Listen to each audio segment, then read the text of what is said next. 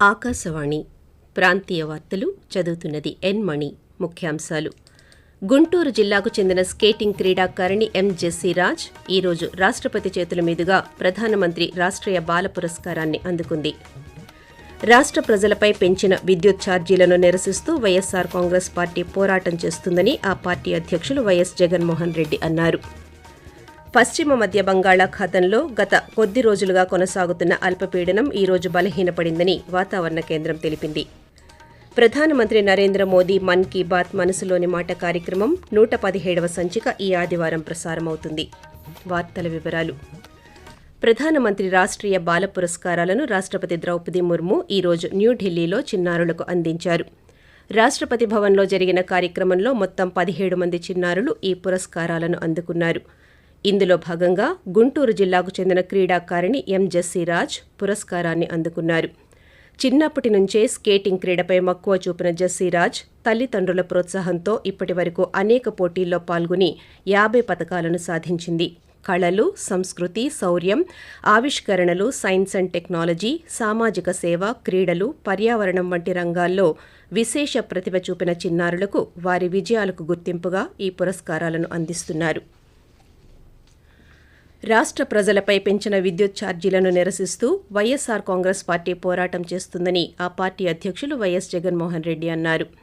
ఈ రోజు వైఎస్సార్ జిల్లా పులివెందులలోని భాకరాపురం పార్టీ క్యాంపు కార్యాలయంలో నిర్వహించిన ప్రజా దర్బార్ కార్యక్రమంలో పాల్గొని ప్రజలు, కార్యకర్తల నుంచి ఆయన వినతులు స్వీకరించారు.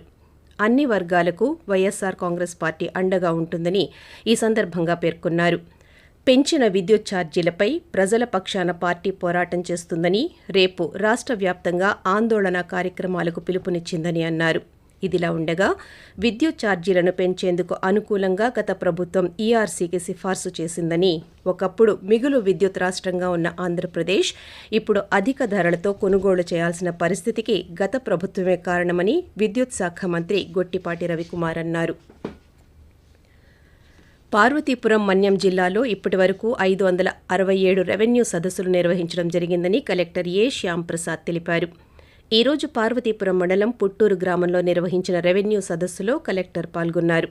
ఈ సందర్భంగా పలువురు రైతులు రీసర్వేలో భూముల సబ్ డివిజన్ అంశాలను కలెక్టర్ దృష్టికి తీసుకురాగా అక్కడే ఏర్పాటు చేసిన ల్యాండ్ మ్యాపుల ఆధారంగా రైతుల భూ వివరాలను కలెక్టర్ అడిగి తెలుసుకున్నారు. ఈ సదస్సుల ద్వారా ప్రతి ఒక్కరికి న్యాయం జరుగుతుందని, ఏ ఒక్కరూ ఆందోళన చెందవలసిన అవసరం లేదని భరోసా ఇచ్చారు. జిల్లా వ్యాప్తంగా చేపడుతున్న రెవెన్యూ సదస్సుల్లో గ్రామస్తులు, రైతుల భూములకు సంబంధించి ఎటువంటి సర్వే సమస్యలు లేకుండా సాధ్యమైనంత వరకు వారి సమక్షంలోనే పరిష్కరించాలని కలెక్టర్ తహసీల్దార్లకు, సిబ్బందికి సూచించారు. ప్రధానమంత్రి సూర్యఘర్ పథకం కింద సోలార్ విద్యుత్ కనెక్షన్లు అందించడానికి షెడ్యూల్డ్ కులాలు తెగలకు స్త్రీ నిధి నుంచి రుణాలను మంజూరు చేయాలని విజయనగరం జిల్లా కలెక్టర్ డాక్టర్ బిఆర్ అంబేద్కర్ కోరారు. ఈ రోజు జిల్లా పర్యటన నిమిత్తం వచ్చిన స్త్రీ నిధి కార్యక్రమ అధికారి జీవీవీడి హరిప్రసాద్ కలెక్టర్ను మర్యాదపూర్వకంగా కలిశారు. ఈ సందర్భంగా రుణాల మంజూరుపై ఇరువురు చర్చించారు. జిల్లాలోని స్వయం శక్తి సంఘాల్లో సుమారు 55,000 మందికి ఎస్సీ, ఎస్టీ మహిళలు ఉన్నారని, 100% లక్ష్యంగా వీరందరికీ సూర్యఘర్ పథకం కోసం రుణాలు మంజూరు చేయాలని ఆయనను కలెక్టర్ కోరారు. ప్రధానమంత్రి నరేంద్ర మోదీ తన మనస్సులోని భావాలను ఆకాశవాణి ద్వారా దేశ ప్రజలతో పంచుకునే మన్ కీ బాత్ మనసులోని మాట కార్యక్రమం 117వ సంచిక ఈ నెల 29వ తేదీ ఆదివారం ప్రసారమవుతుంది. మన్ కీ బాత్ కార్యక్రమానికి ప్రజలు తమ సూచనలు, సలహాలు అందించాలని ప్రధానమంత్రి కోరారు. ప్రజలు తమ స్వర సందేశాలను 1800117800 నంబరుకు రేపు సాయంకాలం వరకు పంపవచ్చు. పార్వతీపురం మన్యం జిల్లా యువజన ఉత్సవ్ 2024ను ఈ నెల 31వ తేదీన నిర్వహించనున్నామని నెహ్రూ యువ కేంద్ర జిల్లా యువజన అధికారి కె వెంకట ఉజ్వల్ తెలిపారు. ఈ మేరకు ఈ రోజు ఆయన ఒక ప్రకటన విడుదల చేశారు. స్వామి వివేకానంద జయంతిని పురస్కరించుకుని ప్రతి సంవత్సరం జనవరి 12న జాతీయ యువజనోత్సవాలు జరుపుకుంటున్నామని, అయితే ఈసారి జిల్లా యువజన ఉత్సవ్ కార్యక్రమం ఈ నెల 31న ఉదయం 10 గంటలకు పార్వతీపురం ప్రభుత్వ జూనియర్ కళాశాల ప్రాంగణంలో జిల్లా నెహ్రూ యువ కేంద్రం ఆధ్వర్యంలో జరుగుతుందన్నారు. జిల్లా యువజన ఉత్సవ్లో భాగంగా 15 నుండి 29 సంవత్సరాల వయస్సు గల యువతీ యువకులకు జానపద నృత్యాలు, రకరకాల పోటీలు, సాంస్కృతిక కార్యక్రమాలు నిర్వహిస్తామని వెల్లడించారు. ఆకాశవాణి ప్రాంతీయ వార్తలు వింటున్నారు.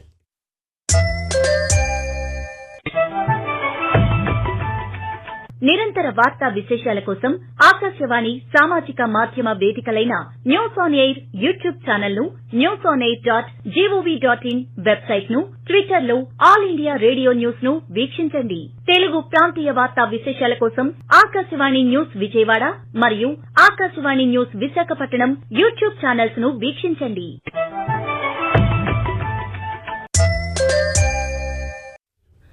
3 చక్రాల మోటరైజ్డ్ వాహనం కలిగి ఉన్న దివ్యాంగులు పెట్రోల్ రాయితీ పొందేందుకు దరఖాస్తు చేసుకోవాలని విభిన్న ప్రతిభావంతులు, వయోవృద్ధుల సంక్షేమ శాఖ సహాయ సంచాలకులు కె. కవిత తెలిపారు. ఈ మేరకు ఈరోజు ఆమె ఒక ప్రకటన విడుదల చేశారు. అర్హత కలిగిన శారీరక దివ్యాంగులు విభిన్న ప్రతిభావంతుల సంక్షేమ శాఖ కార్యాలయానికి నిర్ణీత సమయంలో దరఖాస్తు ఫారంతో పాటు సదరం సర్టిఫికేట్, పెట్రోల్ కొనుగోలు చేసిన రసీదులు, రేషన్ కార్డ్, డ్రైవింగ్ లైసెన్స్, వాహనం రిజిస్ట్రేషన్ ధృవీకరణ పత్రం తదితర వివరాలతో సమర్పించాలని కోరారు. వివరాలకు 089422405519 ఫోన్ నంబర్కు కార్యాలయ పనివేళలో సంప్రదించాలని విజ్ఞప్తి చేశారు. తీర ప్రాంతాల ప్రజల జీవితాల్లో తీవ్ర విషాదం మిగిల్చిన 2004 సునామీ వచ్చి నేటికి 20 సంవత్సరాలు పూర్తయింది.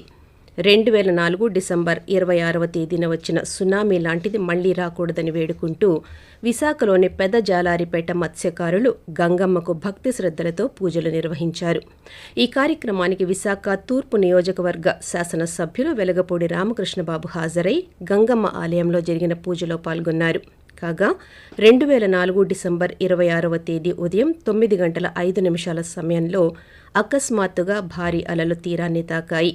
సగటున 4 మీటర్ల ఎత్తున ఎగసిపడిన రాకాసి అలల విధ్వంసానికి ఆంధ్రప్రదేశ్ వ్యాప్తంగా 301 గ్రామాలు ప్రభావితమయ్యాయి. ఈ సునామీ కారణంగా 105 మంది ప్రాణాలు కోల్పోయారు. కృష్ణా, ప్రకాశం, నెల్లూరు జిల్లాలో దీని ప్రభావం ఎక్కువగా నమోదైంది. పశ్చిమ మధ్య బంగాళాఖాతంలో దక్షిణ కోస్తా ఆంధ్ర, ఉత్తర తమిళనాడు తీరాల వద్ద నిన్నటి నుండి కొనసాగుతున్న అల్పపీడనం ఈ రోజు బలహీనపడిందని అమరావతిలోని భారత వాతావరణ కేంద్రం తెలిపింది. మరికొన్ని గంటల్లో అదే ప్రాంతంలో ఈ అల్పపీడనం బలహీనపడే సూచనలు ఉన్నట్టు వాతావరణ కేంద్రం వెల్లడించింది. దీని అనుబంధ ఉపరితల ఆవర్తనం అదే ప్రాంతంలో ఇప్పుడు సగటు సముద్ర మట్టానికి 1.5 కిలోమీటర్ల వరకు విస్తరించి ఉందని, ఈ ప్రభావంతో రాష్ట్రంలో రేపు వర్షాలు కురిసే అవకాశం ఉందని వాతావరణ కేంద్ర అధికారి వెల్లడిస్తూ, దక్షిణ ఆంధ్రప్రదేశ్ మరియు ఉత్తర తమిళనాడు తీర ప్రాంతాల్లో గల అల్పపీడనము ఈ రోజు బలహీనపడినది. దీని అనుబంధ ఉపరితల ఆవర్తనము అదే ప్రాంతంలో సగటు సముద్ర మట్టానికి 1.5 కిలోమీటర్ల ఎత్తు వరకు విస్తరించి కొనసాగుతుంది. దీని ఫలితంగా ఉత్తర కోస్తా ఆంధ్రప్రదేశ్ మరియు యానాంలో రేపు తేలికపాటి నుండి 1 మోస్తరు వర్షాలు 1 లేదా 2 చోట్ల కురిసే అవకాశం ఉంది. దక్షిణ కోస్తా ఆంధ్రప్రదేశ్లో తేలికపాటి నుండి 1 మోస్తరు వర్షాలు 1 లేదా 2 చోట్ల కురిసే అవకాశం ఉంది. రాయలసీమలో తేలికపాటి నుండి 1 మోస్తరు వర్షాలు 1 లేదా 2 చోట్ల కురిసే అవకాశం ఉంది. అదేవిధంగా రాబోయే 4 రోజులు కనిష్ట ఉష్ణోగ్రతలు సాధారణం కంటే 2 నుంచి 4 డిగ్రీలు అధికంగా ఉండే అవకాశం ఉందని వాతావరణ శాఖ పేర్కొంది.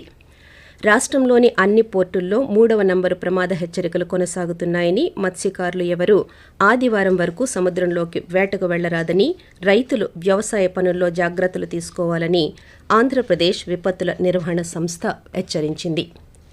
ఖరీఫ్ సీజన్లో నెలకొన్న వర్షాభావ పరిస్థితుల నేపథ్యంలో అనంతపురం జిల్లాలో ప్రకటించిన కరువు మండలాలలో జనవరి 2, 3 తేదీలలో కేంద్ర బృందం పర్యటించనుందని ఇన్ఛార్జ్ జిల్లా కలెక్టర్ శివనారాయణ శర్మ తెలిపారు.